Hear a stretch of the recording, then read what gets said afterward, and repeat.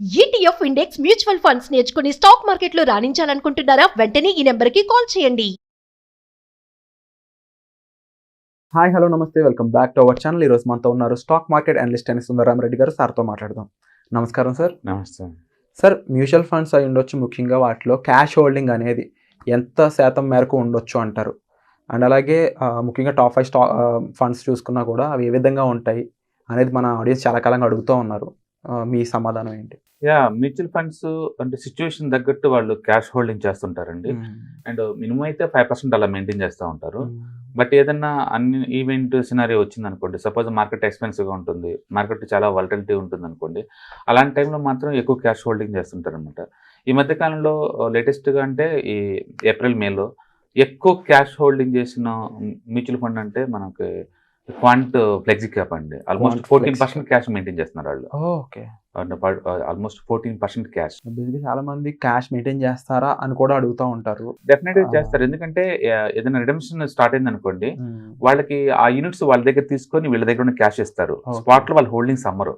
ఏ mutual fund కూడా మనం mutual fund అమ్మినప్పుడు ఆ స్పాట్ లో వాళ్ళు అమ్మరు దాన్ని. మనం కొన్నప్పుడు స్పాట్ లో వాళ్ళు కొనరు. మార్కెట్ లో వాల్యుయేషన్ చూసుకొని చీపర్ గా ఉన్నప్పుడు మాత్రం డిప్లాయ్ చేస్తూ ఉంటారు మనీ. ఎక్స్పెన్సివ్ ఉన్నప్పుడు అమ్మేసి ఎన్కాష్ చేసుకుంటా ఉంటారు మనతో పని లేకుండా. అందుకని మ్యూచువల్ ఫండ్స్ మన తరపున వాళ్ళు ఆపరేట్ చేస్తున్నారు బ్యాక్గ్రౌండ్ లో. అదే ఈటీఎఫ్స్ ఇండెక్స్ ఫండ్స్ అలా కాదు. నువ్వు కొంటే బ్యాక్గ్రౌండ్ లో వాళ్ళు కొంటారు, నువ్వు అమ్మితే వాళ్ళు అమ్ముతారు. క్యాష్ హోల్డింగ్ వాల్యుయేషన్ చుట్టాలు ఏం ఉండవు ఈటీఎఫ్ ఇండెక్స్ ఫండ్స్ లో. మనం యాక్టివ్గా ఉండాలి అంతే. కానీ ఇక్కడ అలా కాదు. మ్యూచువల్ ఫండ్స్ వాళ్ళు ఆపరేట్ చేస్తూ ఉంటారు అనమాట. ఎప్పుడు కొనాలి, ఎప్పుడు అమ్మాలి, దాన్ని ఎప్పుడు ఎగ్జిట్ చేసుకోవాలి, ఇవన్నీ కూడా వాళ్ళ ఆలోచన అనమాట. అందుకని మ్యూచువల్ ఫండ్స్ ఎక్కువ రిటర్న్ జనరేట్ చేస్తారు వాళ్ళు. ఓకే, అండ్ 14% క్యాష్ అంటే వాళ్ళకి ఆపర్చునిటీస్ అవటం లేదు, మార్కెట్ చాలా ఎక్స్పెన్సివ్ ఉందనిపించింది అనుకోండి, ఆ టైంలో క్యాష్ మెయింటైన్ చేస్తారు. మరి చాలా మంది క్యాష్ హోల్డింగ్ చేస్తే పర్ఫార్మెన్స్ తగ్గిద్దాం అనుకుంటారండి. And last 5 years the best flexi cap అంటే ఇదేనండి, క్వాంట్ ఫ్లెక్సీ క్యాప్. ఇది ఆల్మోస్ట్ 30% ఇస్తుంది లాస్ట్ 5 years నుంచి. ఈ సంవత్సరం ద బెస్ట్ అన్నది, 2 years ద బెస్ట్ అన్నది, 3 years ద బెస్ట్ అన్న కూడా అదే. ఎందుకంటే అంటే క్యాష్ మెయింటైన్ చేసుకుంటూ కూడా, అంటే క్యాష్ ని 40% ఐడియల్ గా పక్కన పెట్టి కూడా స్టిల్ వాళ్ళు ద బెస్ట్ లో ఉన్నారు. అంటే ఏంటంటే వాళ్ళ way of fund maintenance it self is very unique గా ఉంటుంది.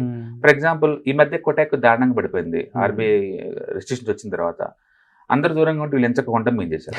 ఇప్పుడు సెకండ్ బిగ్గెస్ట్ హోల్డింగ్ కొటాక్ వాళ్ళ దగ్గర. ఓకే, బిగ్గెస్ట్ హోల్డింగ్ క్యాష్ 14% ఉంచారు. తర్వాత రిలయన్స్ ఆల్మోస్ట్ 9% దాకా ఉంచుకున్నారు. అండ్ కొటాక్ కొన్నారు. అంటే స్వాన్ ఎనర్జీ ఎవరి దగ్గర కనపడదు, అది వీళ్ళ దగ్గర కనపడుద్ది. Almost 4% allocation. అదాని పవర్ ఎవరి దగ్గర ఉండదు, వీళ్ళ దగ్గరే ఉండదు. Adani power almost 4%. అందుకని మిగతా వాళ్ళతో పోల్చుకుంటే కొంచెం యూనిక్ గా ఉంటుంది వీళ్ళ వే ఆఫ్ ఫండ్ మెయింటెనెన్స్ అనమాట. That make them in quantity is very unique. మిగతా వాటితో పోల్చుకుంటే వాడు ఎక్కువ మూమెంటం మీద బెట్ కాసుకుంటూ ముందుకు వెళ్తుంది. అంటే పరాగ్ పారికి చాలా ఫేమస్, అది ఎథికల్ గా కావచ్చు. అండ్ ఇండియాలో largest one of the fund house అనమాట. యాక్చువల్ ఇండియాలో one of the biggest single fund అంటే పరాగ్ పారికి ఫ్లెక్సీ క్యాప్ అండి. అది 63,000 కోట్లు. ఒక సింగిల్ ఫండ్ వాళ్ళు మెయింటైన్ చేసే అసెట్స్ 63,000 కోట్లు. మామూలుగా అయితే మనం ఏమనుకుంటే ఒక 10,000 కోట్లు మెయింటైన్ చేయాలంటేనే ఫండ్ రిస్ట్రిక్ట్ చేస్తారు, మొత్తం మనీ వద్దని. వాళ్ళు 63,000 కోట్లు మేనేజ్ చేసుకుంటూ పోతున్నారండి. ఓకే, ఎక్కువ సైజ్ ఉన్నప్పుడు న్యాచురల్ గానే డిప్లాయ్మెంట్ చాలా టఫ్ అవుతుంది అనమాట. అందుకని ఈ మధ్యకాలంలో పరాగ్ పర్ఫార్మెన్స్ తగ్గుతుంది కొంచెం. బహుశా సైజ్ పెరిగింది కాబట్టి ఏమో. అందుకని ఈ ఫండ్ ఎలా ఫర్దర్ మూవ్ అవుతుంది మనం చూడాలి. ఎందుకంటే ఇంత డబ్బు మీద డిప్లాయ్ చేయటం, మేనేజ్ చేయటం ఎలా చూస్తారో చేయాలి. బట్ ఈ ప్లేస్ లో నెంబర్ 1 ఆక్యుపై చేసింది మాత్రం పరాగ్ కాదండి, ఇప్పుడు క్వాంట్ ఫ్లెక్సీ క్యాప్ అనమాట. కేవలం 86% అమౌంట్ తోనే వాళ్ళు ఇంత ప్రోగ్రెస్ చూస్తున్నారని చెప్పొచ్చు. మిగిలిన 14% క్యాష్ రూపంలో ఉంది. అది వాళ్ళ స్ట్రాటజీ అండి. ఎందుకంటే మార్కెట్ లో బహుశా ఎలక్షన్స్ రిజల్ట్ అప్పుడు వాలిటీ వస్తే అప్పుడు డిప్లాయ్ చేద్దామని క్యాష్ హోల్డ్ చేస్తూ ఉండొచ్చు. లేదు అంటే మార్కెట్ చాలా ఎక్స్పెన్సివ్ ఉంది, తర్వాత చూసుకోవచ్చు అని ఉండొచ్చు. మొత్తానికి ఏదైనా కావచ్చు.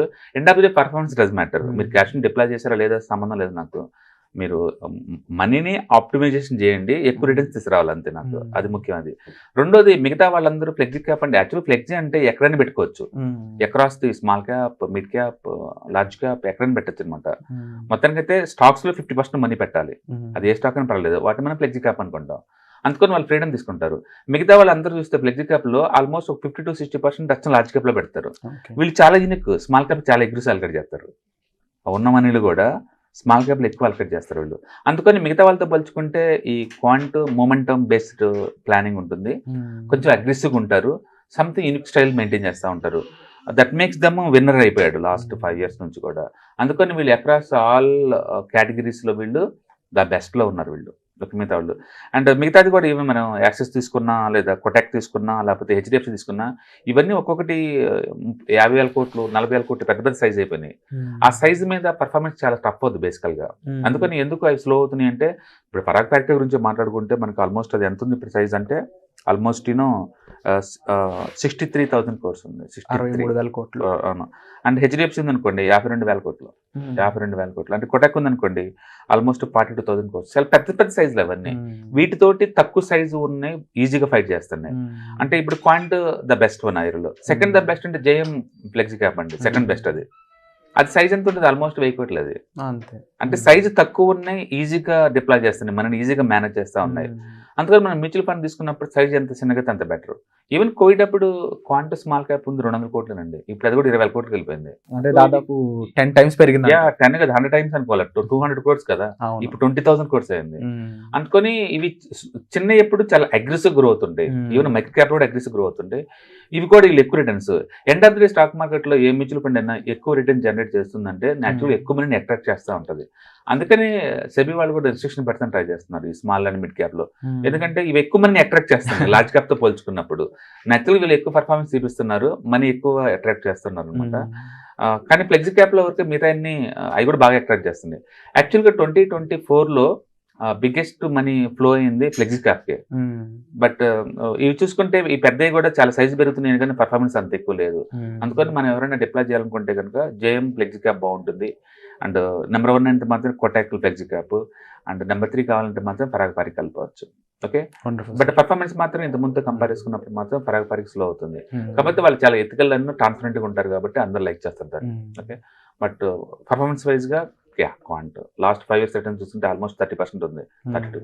అండ్ పరాగ్ పారిక్ వచ్చి 22నే ఉంది. వీళ్ళకి డిస్టెన్స్ 10% దాకా పెరుగుతుంది. అంటే షార్ట్ టర్మ్ పాయింట్ లో చూసినా, లాంగ్ టర్మ్ పాయింట్ ఆఫ్ లో చూసినా వీళ్ళు ఆల్మోస్ట్ బీట్ చేస్తున్నారు.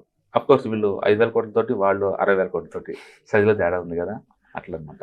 అండ్ క్వాంట్ అనేది చూసుకుంటే ఇంకా అది ఎల్ఎక్సెస్ అయినా, స్మాల్ అయినా, మిడ్ క్యాప్ అయినా సరే అన్ని అక్రాస్ ఆల్ అవుతుంది. బహుశా సైజు చిన్నది కావటం అండ్ మొమెంటం బేస్డ్ స్ట్రాటజీలు అయి ఉండటం, అంటే కొంచెం ఇనుకు స్టైల్ మెయింటైన్ చేయడం వల్ల వాళ్ళు అగ్రెసివ్ గ్రో అవుతున్నారు. అంటే ఏదన్నా పర్ఫార్మెన్స్ బేస్డ్ చూస్తే పబ్లిక్ లైక్ చేస్తారంటారు. క్లాసిక్ ఎగ్జాంపుల్ క్వాంట్ అనమాట. ఇప్పటికీ ట్రెడిషనల్ పీపుల్ దాన్ని లైక్ చేయరు, ఎందుకంటే ఆ పోర్ట్ఫోలియో టర్నింగ్ రేషియో చాలా ఎక్కువ ఉంటుంది క్వాంట్కి. అక్రాస్ ఆల్ కేటగిరీస్ లో 1.5% దాకా ఉంటుంది వీళ్ళు. అంటే స్టాక్స్ ని ఫ్రీక్వెన్సీగా మారుస్తారు వాళ్ళు. ఏ స్టాక్ ని మోర్ దెన్ 1 year ఉంచుకోవట్లేదు, ఫ్రీక్వెన్సీ మార్చేస్తూ ఉంటారు వాళ్ళు. మిగతా వాళ్ళు అలా కాదు, ఆల్మోస్ట్ స్టాక్స్ కొంటే 5 ఏళ్ళు 10 ఏళ్ళు ఉంచుకుంటూ ఉంటారు అనమాట. మనం ఈవెన్ మన ఈటీఎఫ్ లేదు కొన్నాం, నిఫ్టీ కొన్నాం, నిఫ్టీ బేస్ 90% స్టాక్స్ అవే ఉంటాయి నెక్స్ట్ 10 years కూడా. వాళ్ళు కావాలంటే 6 months కోసం రీబ్యాలెన్స్ చేస్తుంటారు, బట్ ఏదో ఒక స్టాక్ మారింది తప్ప మొత్తం స్టాక్స్ ఏం మార్చరు అనమాట. అందుకని ఈవెన్ 5 years 10 years కూడా ఎక్కువ శాతం అయ్యే ఉంటాయి. బట్ క్వాంట్ అలా కాదు, ఏ స్టాక్ మళ్ళీ నెక్స్ట్ 1 year తర్వాత కనపడదు, అది అంత ఫ్రీక్వెన్సీగా వాళ్ళు మారుస్తూ ఉంటారన్నమాట. అది వర్కౌట్ అయింది వాళ్ళకి, అండ్ పబ్లిక్ లైక్ చేస్తున్నారు. And of the returns does matter అంతే. అందుకని వాళ్ళ స్టైల్ని మనం పాయింట్అవుట్ చేయలేము. ఫర్ ఎగ్జాంపుల్ క్వాంట్ స్మాల్ క్యాప్లో 90 స్టాక్స్తో గేమ్ ఆడుతున్నాడు, నిప్పాన్లో 200 స్టాక్స్ గేమ్ ఆడుతున్నారు సేమ్ స్మాల్ క్యాప్లోనే. వీళ్ళు తీస్తున్న రిటర్న్స్ వాళ్ళు కూడా బాగానే తీస్తున్నారు. అందుకని ఎవరి స్టైల్ వాళ్ళదే. కాన్సన్ట్రేటెడ్ పోర్ట్ఫోలియో మెయింటైన్ చేస్తారా, ఫుల్లీ డైవర్సిఫైడ్ చేస్తారా, లేదా క్యాష్ మెయింటైన్ చేస్తారు, ఇవన్నీ doesn't matter. End of the ఇన్వెస్టర్స్కి ఏంటంటే మనీ మేక్ చేయాలి. ప్రస్తుతానికైతే వాళ్ళు మనీ మేక్ చేస్తున్నారు కాబట్టి వాళ్ళు, so anything making the money is always good. So ఈ ఏరియాలో మాత్రం నెంబర్ 1 అంటే క్వాంట్, నెంబర్ 2 అంటే జేఎం ఫ్లెక్సీ క్యాప్, అంటే థర్డ్ 1 అంటే పరాగ్ 5 years తీసుకున్నా సరే 1 year పాయింట్ ఆఫ్ తీసుకున్నా. అంటే సైజు చిన్న ఉన్న వాళ్ళు చాలా చాలా ఫాస్ట్గా వస్తున్నారు. లైక్ మెనూ లైఫ్ కావచ్చు, money life, union bank, flexi cap కావచ్చు, అడ్వలైజ్ కావచ్చు, ఇన్ని చిన్న సైజ్ అన్ని కూడా పర్ఫార్మెన్స్ బాగుంటుంది ఈ మధ్య కాలంలో. Wonderful sir. సో తప్పకుండా మీరు చెప్పిన విధంగా ఈ టాప్ 5 ఏవైతే ఉన్నాయో వీటి పర్ఫార్మెన్స్ ఇంకా పెరగబోతుంది కాబట్టి చూస్తున్న వాళ్ళకి కూడా ఇది ఒక అవేర్నెస్ అవుతుంది ఇన్వెస్ట్మెంట్కి సంబంధించి వాళ్ళ లైఫ్లో. అండ్ ముఖ్యంగా మీరు చెప్పిన ఆ రేంజ్ ఏదైతే ఉందో, చాలా మంది అడుగుతుంటారు ఫైనాన్షియల్ ఫ్రీ అవ్వడం ఎలాగా, ఫైనాన్షియల్ రిచ్ అవ్వడం ఎలా అని చెప్పేసి కళ్ళ ముందు క్లియర్ కనిపిస్తుంది. And thank you so much for the information. Suman టీవీలో మీ పర్సనల్ అండ్ బిజినెస్ ప్రమోషన్స్ కోసం కింది నెంబర్కి కాంటాక్ట్ చేయండి.